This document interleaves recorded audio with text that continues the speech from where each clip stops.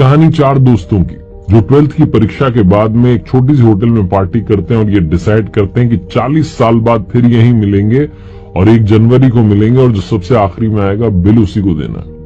जो वेटर था खड़ा खड़ा सारी बातें सुन रहा था, उसने कहा अगर मैं भी रहा यहीं पर 40 साल बाद तो आपकी पार्टी देखूंगा।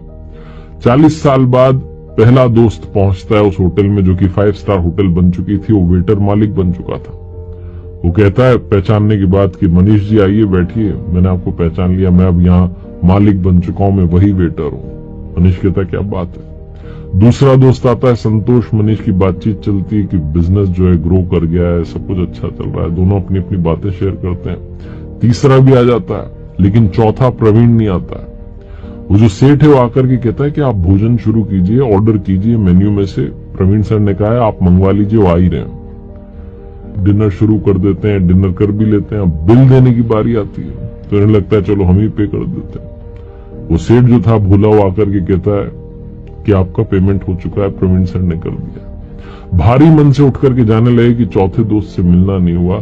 तभी एक सरकारी गाड़ी आती है, एक बंदा उसमें से उतरता है और लड़का आकर के तीनों को प्रणाम करके कहता है नमस्ते अंकल, मेरे पिताजी टीचर बन गए थे, मुझे कलेक्टर बनने के काबिल कर दिया और वो 1 महीने पहले ये दुनिया छोड़कर चले गए। उन्होंने मुझसे कहा था कि जब वो तीनों पार्टी खत्म कर दें उसके बाद जाना और पेमेंट वगैरह कर देना। पिताजी अब इस दुनिया में नहीं है।